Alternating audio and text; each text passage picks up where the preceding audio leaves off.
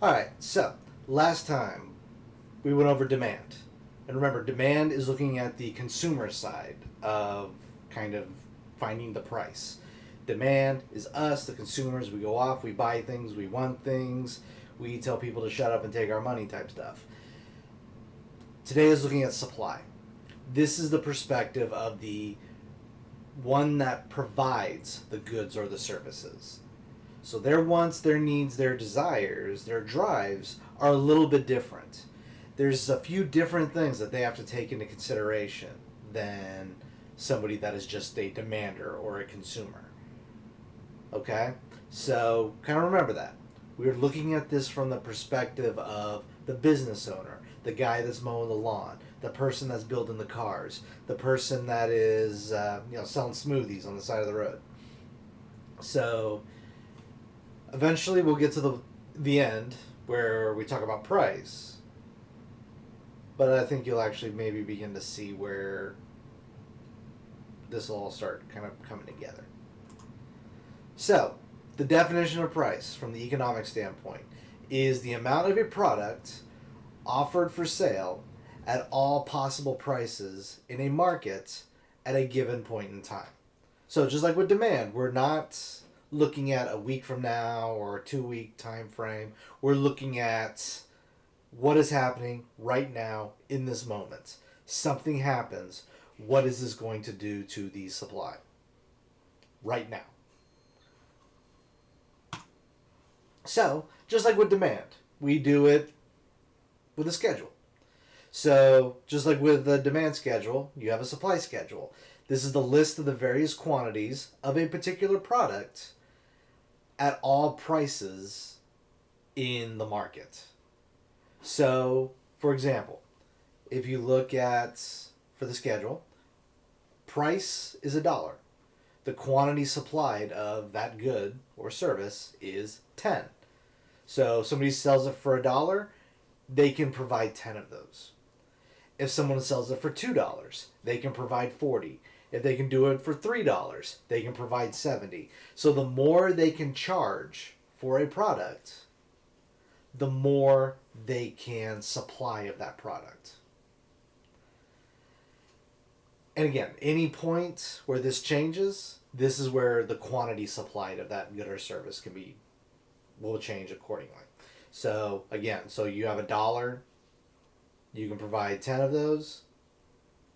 The change in quantity supplied from moving from $1 to $2 would be 30, because it moves from 10 to 30, or 10 to 40. Just like with the demand curve, though, the supply curve can shift as supply increases and decreases depending on what's going on. And right here is the short list. A lot of it is very familiar from the demand. But the cost of resources.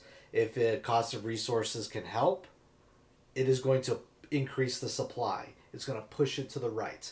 If the cost of resources is going to hurt, like the resources go up, it's going to shift it to the left. It's going to decrease that supply.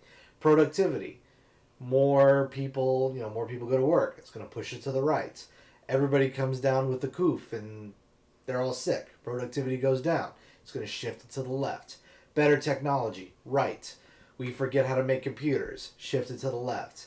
Tax cuts, more people or more money in business pockets so they can provide more stuff, shift it to the right. Subsidies, more money, shift it to the right. Government regulations, can shift it to the right, shift it to the left. Number of sellers, more people sell stuff, it's going to shift it to the right. Expectations about the future, can shift it either which way. So, here's an example. We're just going to go through a couple of them. You have the price of a Mustang. It increases from $10,000 to $20,000. What that would do is because we're just talking about a change in the price, it's just going to be a movement along the line. It's not going to change. Again, this is just an example. You notice there's nothing like for price or quantity or anything like that. This is just to show it. But again, the more they can charge for the Mustang, the more they can supply of that. The price of the price of steel to make cans has increased. What that would do, because this is a cost of resources, what it's going to do, because the price went up, it's going to shift it to the left. And always remember to label your new line S1 in this case. Trade deal with Japan allows for more manga to be in the United States. Government regulations allows for more. It's going to shift it to the right because that would fall under government regs. Gotta love my handwriting. Good harvest this year in corn. The supply of soda, which uses corn syrup. So, again, the cost of that resource is going to shift the line to the right. Because the resources, or the supply of resources, has increased.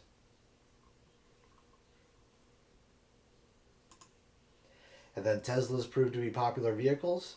More people make electric cars. So that would be number of suppliers being the determinant. And that would shift it to the right. Okay? And these are just a few examples of what it could look like. And again, remember, this is by no means, things will shift. Things are constantly shifting. Points are moving, lines are shifting.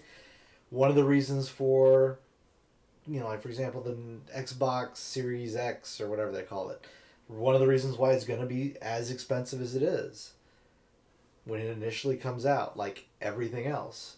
They make it expensive because then they could supply more.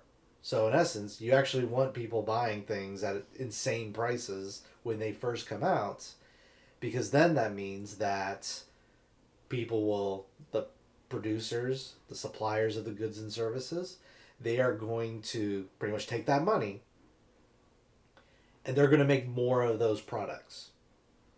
So again, when a lot of people, they think of, suppliers, they think, oh, they make this much money, then they're going to take that money, build a little money house inside of their mansion. That's not what they do. They sell the product, they take the profit from that product, and then turn around and make more of that product. And then, pay all their bills and everything else. That's what a successful business does. Business that does not do that, they go under. But that's something for another day. But yeah, this is pretty much a shortish lesson about supply. And I will talk to you later. Peace out.